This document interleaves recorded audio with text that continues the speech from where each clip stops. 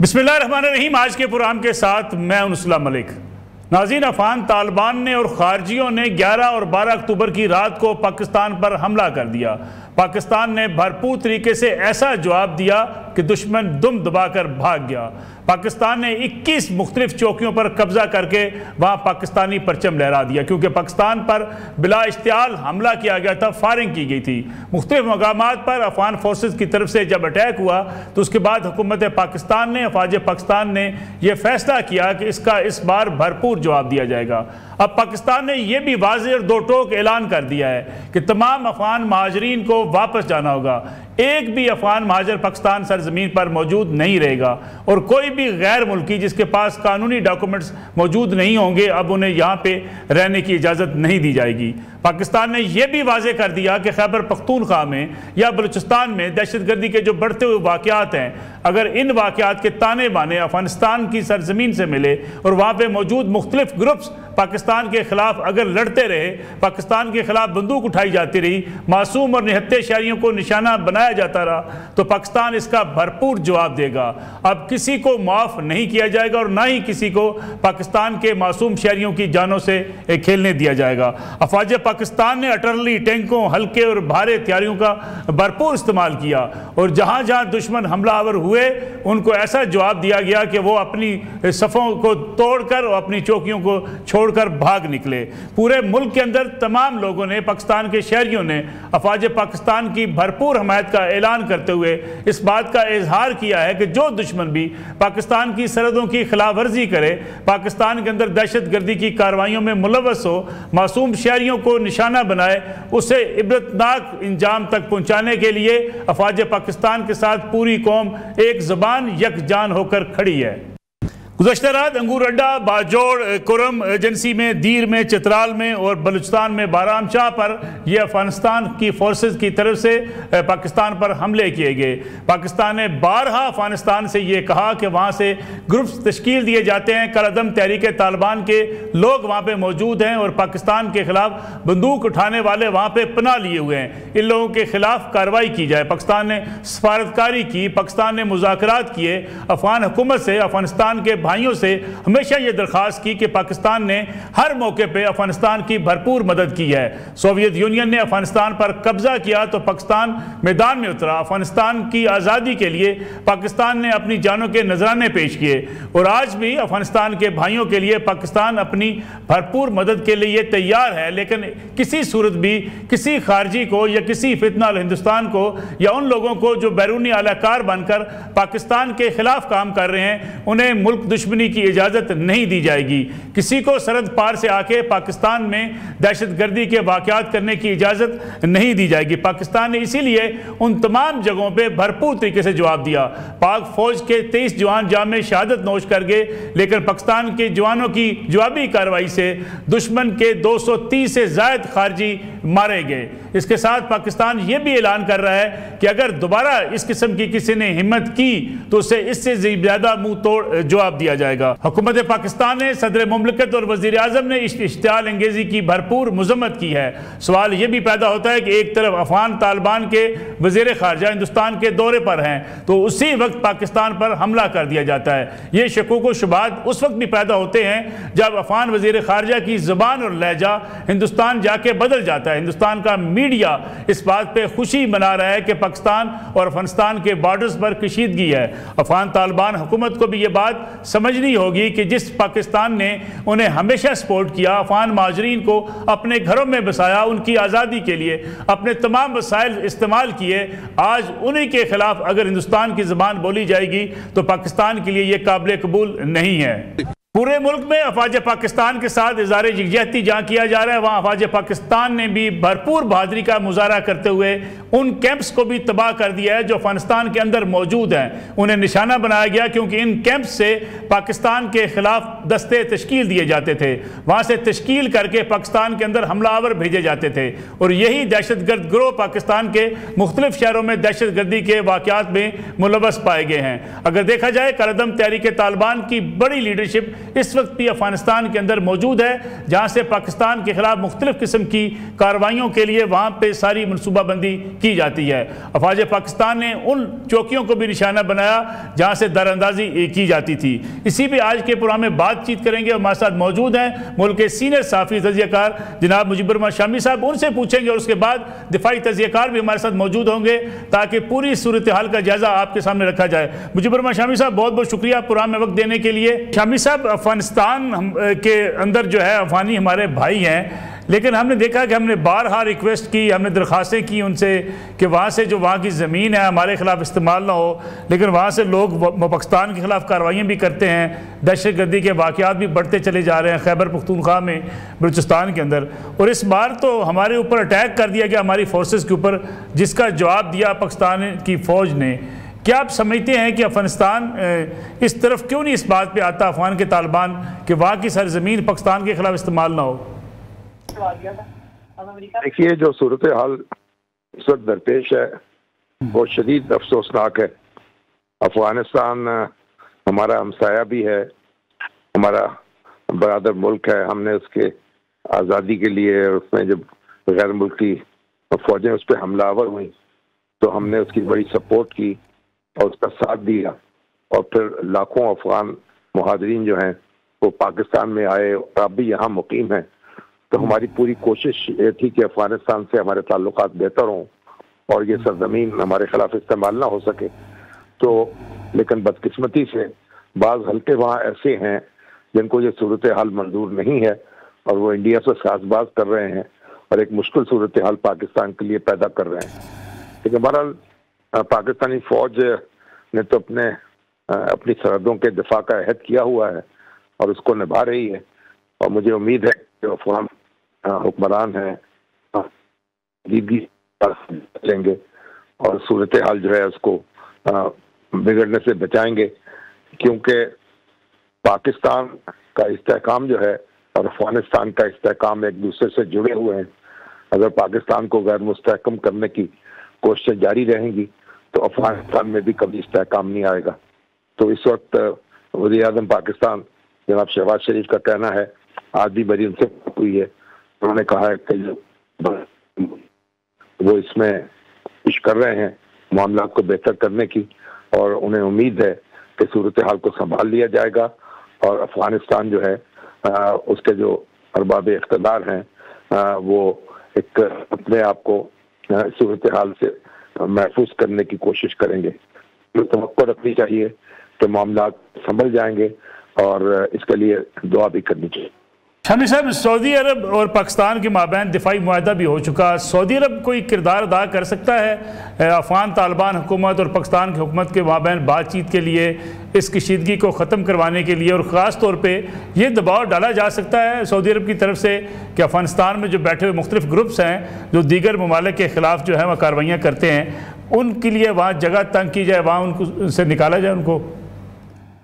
देखिए, खारजा पॉलिसी के मामला बड़े नाजुक होते हैं, लेकिन पाकिस्तानी हुकाम का राब्ता भी होगा, से भी पाकिस्तान का राब्ता है। कतर के तो बड़े ताल्लुकात हैं तालिबान के साथ, तो इसलिए तवक्को रखनी चाहिए कि सारे जो बरादर मुल्क हैं ये इसमें कोई अपना किरदार अदा करेंगे।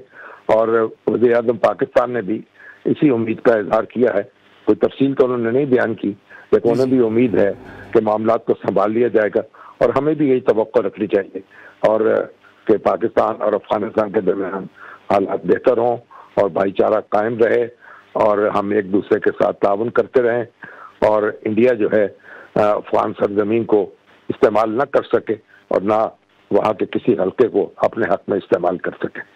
शामी साहब, आपने इंडिया का जिक्र किया, अफगान वज़ीर ख़ारजा इस वक्त भारत के इंडिया के दौरे पर हैं। कुछ लोग रिलेट इसको भी कर रहे हैं कि पाकिस्तानी फोर्सेस के ऊपर जो अटैक्स हुए, यानी वज़ीर ख़ारजा का वहाँ मौजूद होना और फिर वहाँ पे हिंदुस्तानी मीडिया का पाकिस्तान के ख़िलाफ़ एक पूरा प्रोपेगेंडा करना, खुशी का इजहार करना, दोनों ममालिक के माबैन इस लड़ाई की सूरत में बहरहाल इस फूको शुबात तो पैदा हो रहे हैं, और जिस पर वहाँ पहुँचे हैं जो उन्होंने लबो लहजा इख्तियार किया है वो बाइस तशवीश है।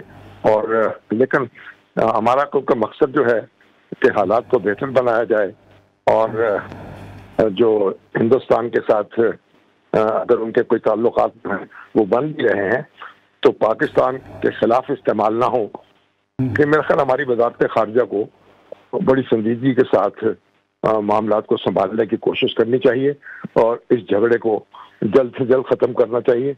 इसे तूल देना जो है वो पाकिस्तान के मुफाद में भी नहीं है और अफगानिस्तान के मुफाद में भी नहीं है। बहुत शुक्रिया जनाब मुजीबुर रहमान शामी साहब हमारे साथ मौजूद थे। नाज़रीन, एक ब्रेक का वक्त हुआ, ब्रेक से वापस आएंगे तो air commander retired Khalid Chishti साहब, दिफाई तजियाकार और साबिक सफारतकार जमील अहमद खान साहब हमारे साथ मौजूद होंगे ताकि इस खित्ते की जो सूरत हाल है, खारजा पॉलिसी पाकिस्तान की मुस्तकबिल में क्या होगी और जो पाकिस्तानी फोर्सेज ने आज भरपूर जवाब दिया, इस पर बात करेंगे एक ब्रेक के बाद।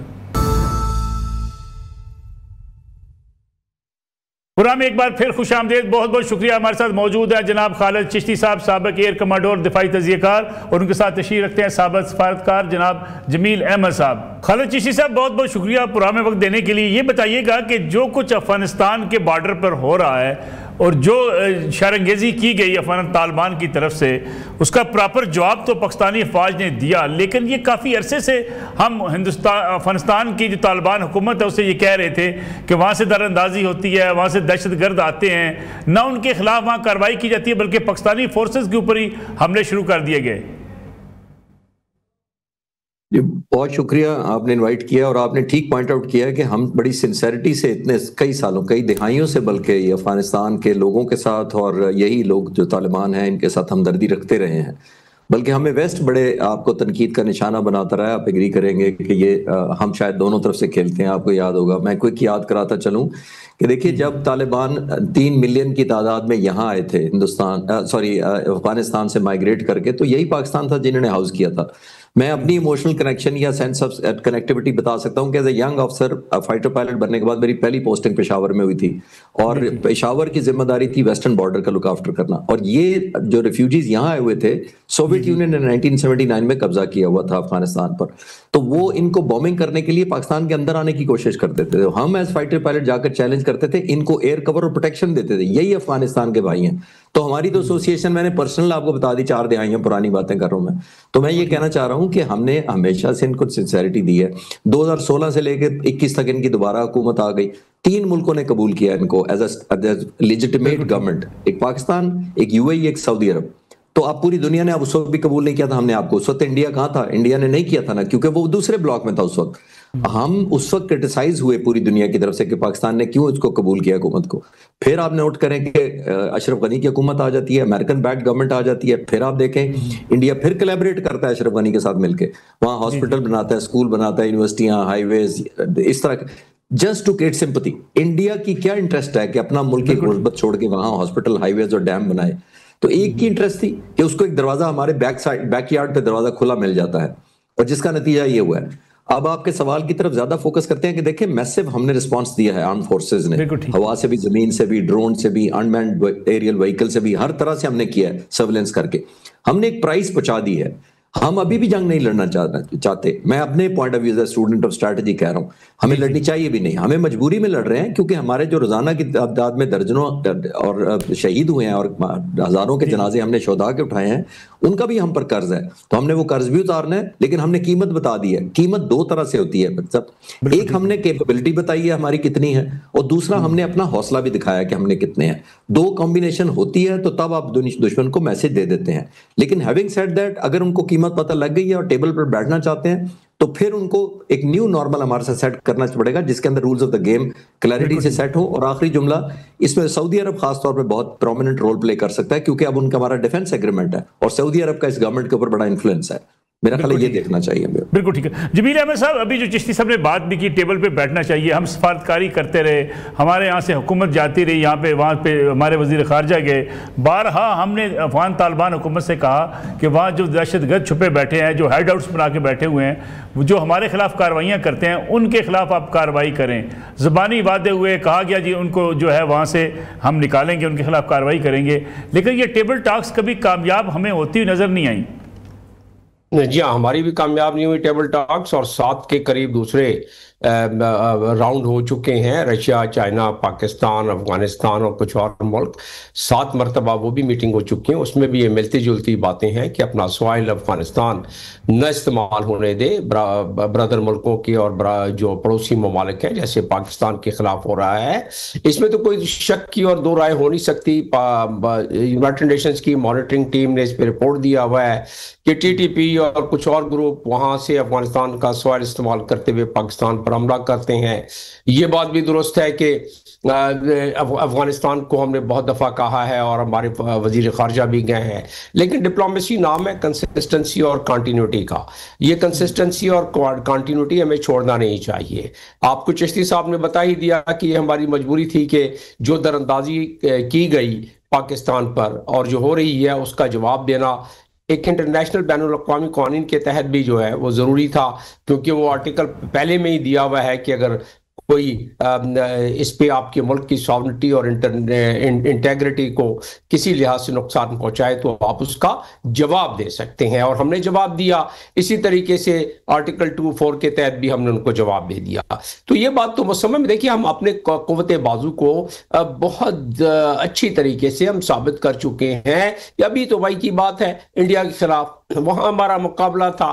अफगानिस्तान तो में तो जो उनके वो लोग जो जाके मिल गए हैं इंडिया के साथ और जो खवारिज के साथ मिलकर पाकिस्तान को नुकसान पहुंचा रही हैं, उनकी सेग्रीगेशन बड़ी जरूरी है, चाहे वो हुकूमत में हो, अफगान हुकूमत में, या उसके अलावा जो उनकी एजेंसीज में हो। क्योंकि अभी आपको बताया इससे पहले पैनलिस्ट हमारे जो है चिश्ती साहब के इंडिया उस पर जो बजट खर्च कर रहा है, और मैं आपको ये भी बताता चलूं कि इंडिया का बजट अफगानिस्तान को इस्तेमाल करने के लिए सबसे ज्यादा अगर कोई बजट है इराक का तो वो इस काम के लिए कि पाकिस्तान को डिस्टेबलाइज करो। तो अब हमारे दुश्मनों के साथ बैठकर उनके जो कायम मुकाम वजीर खारजा वहां बैठकर और उसके बैठे हैं, और वहां उसके बाद इस किस्म की पाकिस्तान के ऊपर अगर हमला किया जाए तो फिर पाकिस्तान उसका जवाब दिया। उससे ज्यादा पाकिस्तान नहीं करना चाहता। अगर अफगान तालिबान अपने आप को असर्ट करे या हमारी मदद ले ले कि भाई जहां जहां हम समझते हैं कि उनका इंफ्रास्ट्रक्चर इतना बड़ा नहीं है, उनमें इतनी कैपेसिटी अगर नहीं है तो हमारी मदद ले ले, हम उनके सरजमीन पर जाके हम उस मामले को सॉर्ट आउट कर देंगे।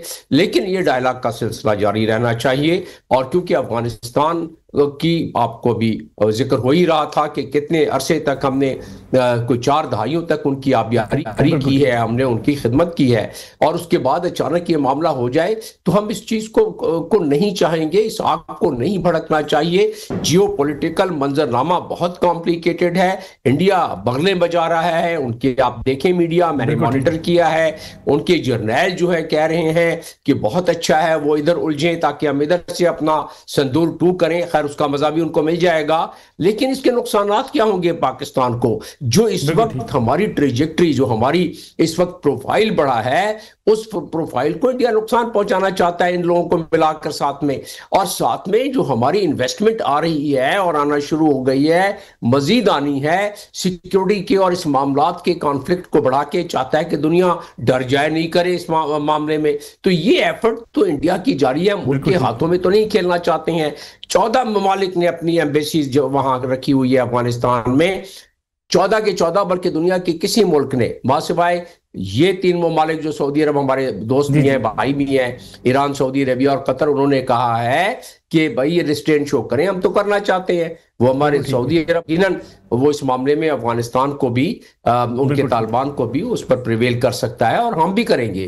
तो उस लिहाज से हम चाहते हैं कि मामला इधर रुक जाए, आइंदा वो अपनी सरजमीन को पाकिस्तान के खिलाफ और इंडिया के हवाले से इसको थोड़ा सा कंट्रोल कर ले, और उसके बाद हमें तो हमारे भाई हैं, हम तो अफगान भाइयों को कहना चाहते हैं कि ये मामला, ये कॉन्फ्लिक्ट आपके खिलाफ है ही नहीं, ये तो उन ख्वारिज के खिलाफ है जो इंडिया से पैसे लेके पाकिस्तान के खिलाफ काम कर रहे हैं। और पाकिस्तान को इजी मत लिया जाए ना, इसीलिए तो हमने 19 चौकियों पर उनके जाके झंडा लहरा दिया है एक लम्हे में, और साथ में बता भी दिया है कि अगर दोबारा इधर से हमारे ऊपर आपने बरसाया ये बम वगैरह और ये आर्टिलरी और फायरिंग की तो दोबारा ऐसा हो सकता है। तो इसको हमें सेग्रीगेट करना बहुत जरूरी है।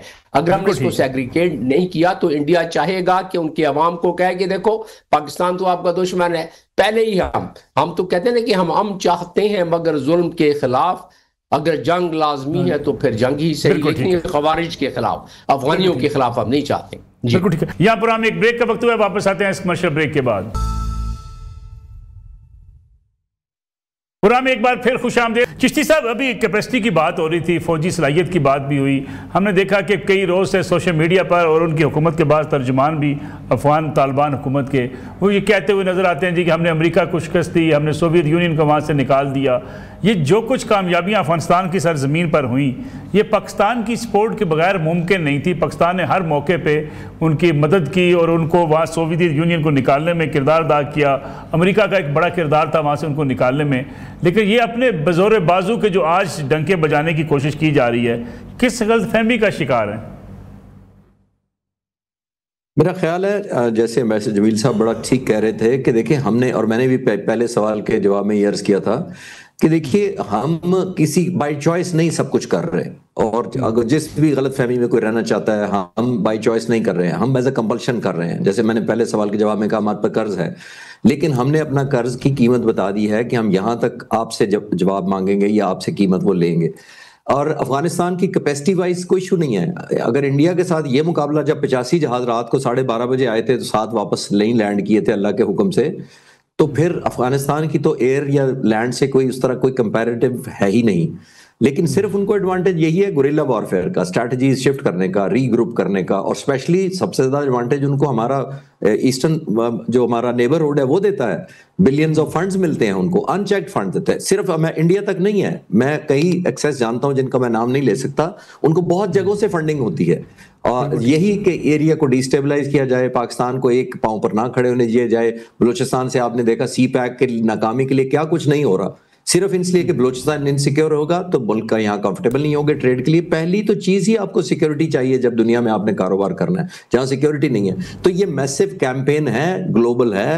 एम्बेसडर साहब ने बिल्कुल बजा कहा कि न्यू डायनामिक्स है, हम इसको लॉन्ग टर्म बाय चॉइस नहीं ले जाना चाहेंगे और ले जाना भी नहीं चाहिए। लेकिन क्योंकि हमने रिजॉल्व शो कर दिया, मेरा ख्याल है अब चीजें आगे की तरफ चलनी चाहिए। और बिल्कुल वही उन्होंने भी यही कहा और मैंने भी यही गुजारिश की थी अपने सवाल के जवाब में कि हिंदुस्तान सेलिब्रेट कर रहा है इस वक्त। आप उनका मीडिया खोल कर देखें, वो कहेंगे ठीक है जो काम हम नहीं कर रहे, जो अंग्रेजी में कहते हैं ना डर्टी जॉब, वो नहीं कर सके, वो अफगानिस्तान की हुकूमत उनके लिए कर रहे हैं। इसीलिए उनको इतना प्रोटोकॉल दिया जा रहा है उनके मिनिस्टर को। 9 साल की उम्र में यही मुत्तकी साहब जो फॉरेन मिनिस्टर हैं वो पाकिस्तान में तशरीफ लाए थे, यहाँ हिजरत करके आए थे, यहीं बड़े हुए हैं। तो वो भूल जाते हैं वो कि 9 साल की उम्र से मैं पाकिस्तान रहा हूं, पाकिस्तान ने उसको उनको बड़ा किया था। जब फिर अफगानिस्तान की पहली गवर्नमेंट आई थी तो वहां जाकर इंफॉर्मेशन मिनिस्टर लग गए थे ये, तो किसके बलबूते पर हुए थे? तो ये मैं सिर्फ रिफ्रेश कर रहा हूँ मेमोरीज। लेकिन आसान है, आसान भूलना बड़ी आसान लगता है, और खासतौर पर हिंदुस्तान जैसा मुल्क जो अनलिमिटेड आपकी फंडिंग कर रहा हो तो उसके लिए तो और ज्यादा आसान हो जाता है। जमील अहमद साहब, 2 चीज़ें आज पाकिस्तान ने बड़ी वाज़ेह कर दी है। एक तो एक भी अगर अफगान महाजर पाकिस्तान पर मौजूद है तो उसे वापस जाना होगा, यानी ये फैसला हुकूमत ने आज कर दिया। दूसरा ये ऐलान भी कर दिया आज रियासत पाकिस्तान ने कि अगर बलूचिस्तान में या खैबर पख्तूनख्वा में कहीं भी कोई ऐसी दहशत गर्दी की कार्रवाई हुई और उसके ताने बाने अफगानिस्तान की सरजमीन से मिले तो हम उनको छोड़ेंगे नहीं, उन कैंप्स को, उन जगहों को मुकम्मल तौर पर तबाह करेंगे और किसी को ये अब इजाज़त नहीं देंगे कि पाकिस्तान के मासूम शहरियों की जानों से खेल सके। ये 2 वाज़ेह पैगाम, इन पर अमल दरामद होगा?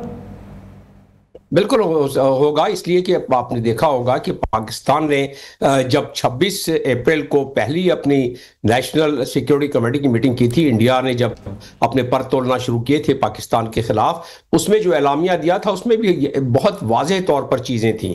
और दुनिया को इस वक्त ज़रूरत है कि ट्रांसपेरेंसी के साथ पाकिस्तान जो बयान कर रहा है वो उनके सामने पहुंच जाए, क्योंकि जैसा कि मैंने कहा कि इंडिया का मामला दूसरा था और अब ये अफगानिस्तान के साथ जो डायनामिक्स बिल्कुल मुख्तलिफ हैं, जियोपॉलिटिकल डायनामिक्स, और ये बड़े कॉम्प्लेक्स हैं इस वक्त। अगर इस जियोपॉलिटिकल डायनामिक्स को अगर हमने फूंक फूंक कर कदम नहीं रखा और साथ में अपने इज्जत व वकार व तकरीम को भी बरकरार रखना, और जाहिर है जो हमारे पर कर्ज है हमारे शोधा का, उसको भी साथ साथ इसको सेटल करना जो बात हो रही है अभी, तो वो सारी चीजों को मिलाकर, लेकिन ये दोनों बातें पाकिस्तान के लिए इंटरनेशनल कानून के मुताबिक पाकिस्तान बड़ी आसानी से कर सकता है। इस वक्त 14 एम्बेसीज खुले में हैं मुख्तलिफ ममालिक के अफगानिस्तान में। आपने देखा होगा कि उन ममालिक में से किसी ने भी इस पर किसी किस्म की कोई नुक्ताचीनी नहीं की, और मुझे नजर नहीं आता कि आइंदा भी नुक्ताचीनी होगी, मां सिवाय इंडिया के।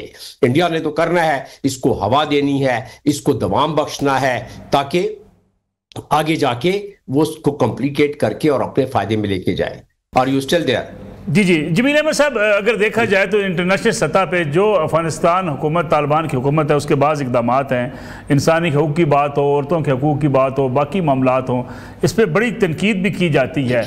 इन पॉलिसीज़ के साथ अफगान हुकूमत अपनी खारजा पॉलिसी बेहतर कर सकती है?